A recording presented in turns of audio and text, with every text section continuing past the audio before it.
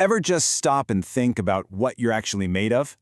Seriously, we're about to go on a wild journey to the microscopic level to understand the one thing that connects you, me, and every living thing on this planet.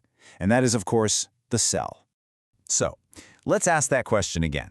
What are you really made of? I mean, yeah, there's bone and muscle and skin, but what's the most fundamental living part that makes you, well, you? The answer is something so small you'll never see it, but there are so many of them it's almost impossible to count. And here it is, the cell. You can think of it as the ultimate Lego brick of biology. Every single living thing, from the tiniest bacteria to the biggest blue whale, is built from these incredible little units. In fact, they're the smallest part of you that is actually truly alive. And just to give you a sense of the scale we're talking about, look at that number, 37 trillion. That's roughly how many cells are in the average adult human. That's 37 trillion tiny living engines, all working together in perfect sync. It's just mind-bending. And what's crazy is that for most of human history, we didn't even know this world existed. So how on earth did we find it? Right. For pretty much all of history, this entire microscopic universe was completely invisible to us. Unlocking it took a game-changing piece of technology and a couple of really curious people. So let's jump back in time a bit. This is basically the birth announcement. It was 1665, and an English scientist named Robert Hooke was looking at a super thin slice of cork under his microscope. And what he saw, in his own words, looked like a honeycomb. Those tiny, empty boxes reminded him of the small rooms, or cells, in a monastery. And just like that, the name stuck. So Hooke kicked the door open, and you know what? Other scientists came running through.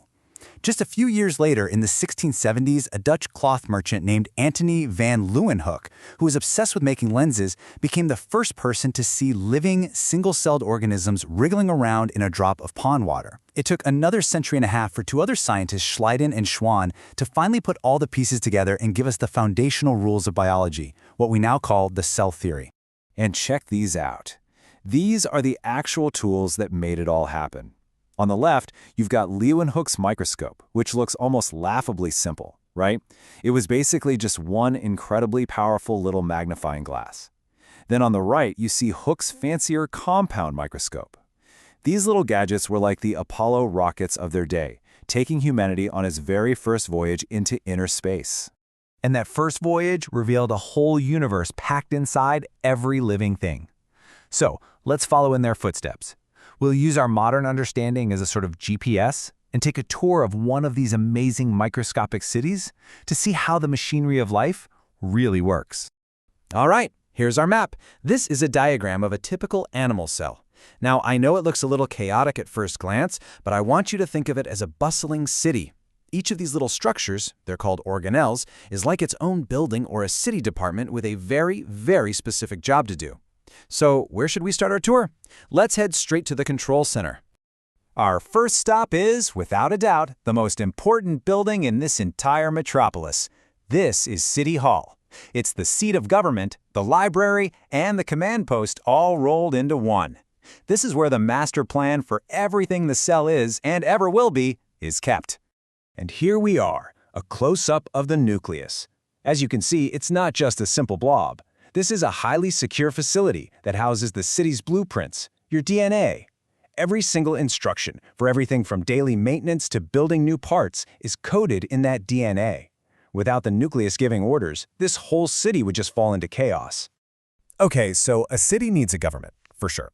But it also needs power, right? You can't run a city without electricity. Our cell city is no different. So where does it get its juice?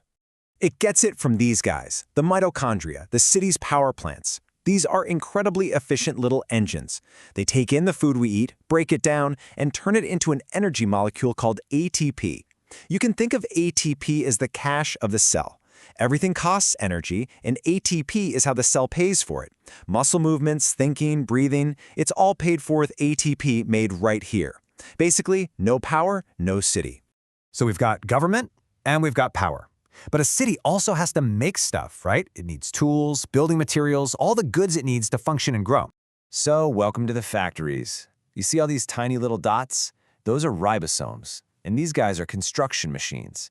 They get a message, a copy of the DNA blueprints from the nucleus, and they get to work. building proteins molecule by molecule.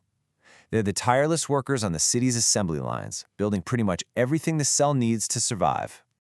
All right, our final stop on this whirlwind tour deals with let's say, a less glamorous but absolutely essential city service. What happens with all the trash, all the broken down parts, and any unwanted invaders? Well, that's where the lysosomes come in. Think of them as the city's sanitation crew and recycling center all in one. They're basically little bags full of powerful digestive enzymes. They break down garbage, gobble up invading viruses, and even break down old, worn-out organelles into reusable parts. They're absolutely critical for keeping the city clean and running smoothly. Okay, so we've seen the city in action, but what are the universal laws that govern all these trillions of tiny city-states? What does their constitution say?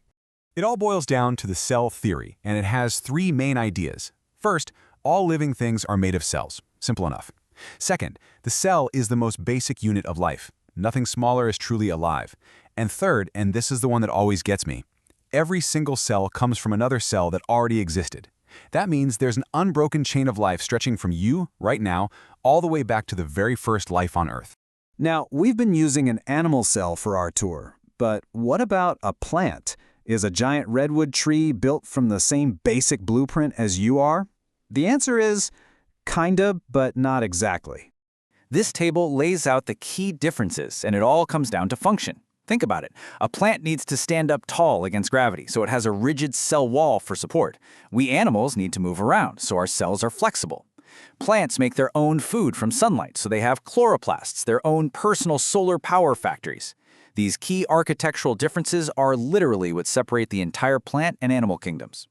Which brings us to one last really important question. If being a bigger organism just means having more cells, why don't the cells themselves just get bigger? Why aren't we just one single giant cell? The answer comes down to some really simple physics. Look at these cubes. As something gets bigger, its inside volume grows way faster than its outside surface area. A cell needs its surface, its skin, to bring in food and get rid of waste. By staying small, it has a huge surface area compared to its volume. It's like having a small warehouse with tons of loading docks. This makes sure good stuff gets in and bad stuff gets out super efficiently. It's just the best design for the business of being alive. And so we land here. The next time you look in the mirror, just remember what you're really looking at. You're not one thing. You're a massive, thriving, cooperative community of 37 trillion individuals, all working together. Which really makes you wonder, doesn't it? Who or what is the you in that whole equation?